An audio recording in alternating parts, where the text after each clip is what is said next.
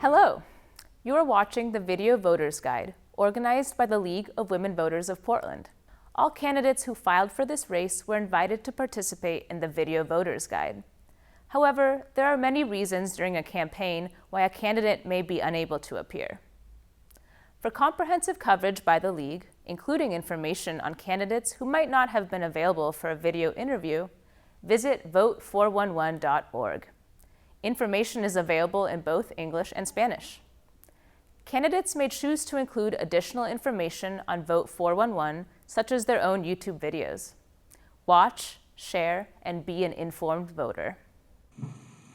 Hello, this is Haley McLaughlin with the League of Women Voters of Portland, and with me today is Kristi Wilson, running for the Portland Community College Zone 7 in the May 18th special election.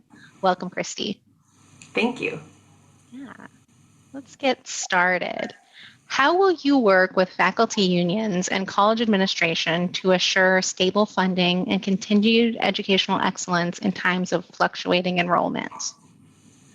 So I think these are very interesting time for the landscape of community colleges. I've been attending the board meetings for the last couple months and trying to get an understanding of how that relationship works with the board and administration and the faculty representation. So I think it's very important just to really understand where everyone's coming from and to kind of get to know the strategic goals and directions of each of those groups.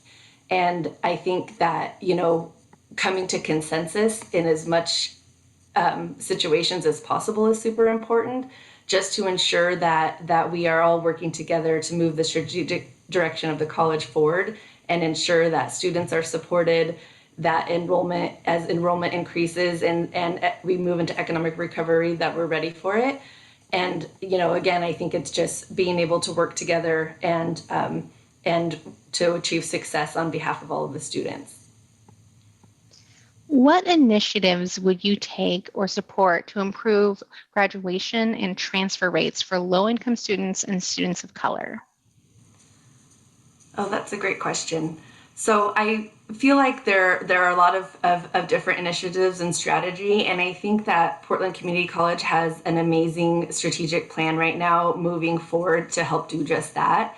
A couple of the current initiatives and programs that I would happily support are things like the Benefit Navigator, to have a one-point person on the campus that students can access for those wraparound support students, and including and expanding career advising and guidance that is culturally and linguistically relevant to the students that the community college serves, and ensuring there's more intentional efforts to support BIPOC students, students of color, students with disabilities, and all the dislocated adult workers that are going to be looking for new training moving into this economic recovery, as I mentioned earlier. Additionally, there's current programs such as PCC Future Connect that serves first-generation low-income students. I've been a part of that program for about 8 years now, but those types of programs have proven to increase the retention, completion, and transfer rate for students by having those wraparound supports for students. And so those are some of the things that I would support that the college continue to offer and expand. If the current state budget does not provide adequate funding for increasing needs, how will you meet the shortfall without raising tuition? So currently, the biennium financial budget plan does not include tuition raising for students, and I was very happy to hear that this week at the board meeting. I feel like we have to continue to look at federal and state and local grant opportunities and stimulus packages coming down that have been able to help ensure a flat, balanced budget. And I think as a board member, ensuring that you're advocating for that, at Salem and at the federal level to ensure that we're bringing in funds that we need to support the college and avoid raising tuition at all costs.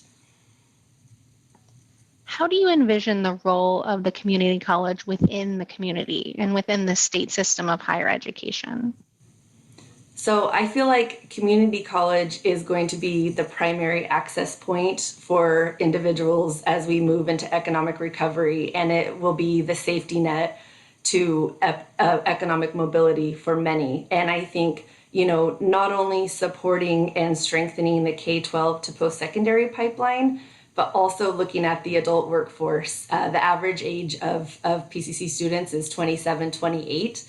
And I think that might even continue to shift as we look at a lot of individuals that maybe have lost their jobs in the retail or leisure industries, and creating short-term accessible programs so individuals can access, reskill, and quickly pivot into livable wage jobs. So I think community colleges are going to be just a key part to this economic recovery. And as a workforce development manager that has experience helping to launch these types of programs, I think I'm positioned in a really good place to be able to help support all of that work and make sure that community colleges are accessible and serving every student that wants to attend.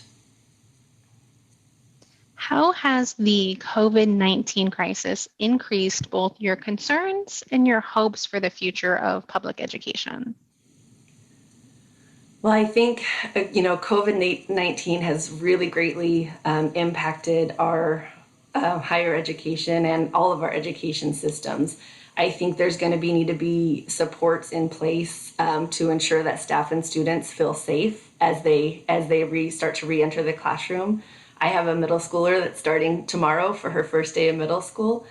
And I feel like, again, advocating for resources to make sure that the teachers and students have what they need to learn and teach remotely, learn and teach in the classroom, and everything in between.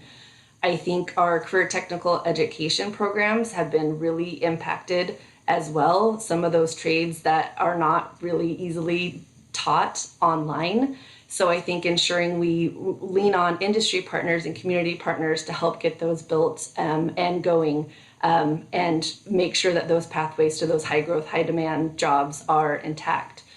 I also think in Washington County, our Latinx community has been disproportionately impacted by COVID, and ensuring that we have some intentional supports around to serve those individuals, and partnering with community organizations such as Centro de Prosperidad and other agencies that can help us remove barriers to access for those students, and regardless of their immigration status, and ensuring that we're really looking to serve all students, especially where I live and work in Western Washington County, and looking at the needs of our residents, as well as the different supports and networks that are currently in place to help us transition back into the classroom.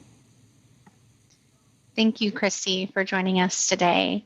I want to remind our viewers that the special district election will be Tuesday, May 18th. As with all elections in Oregon, we will vote by mail. The last day to register is Tuesday, April 27th.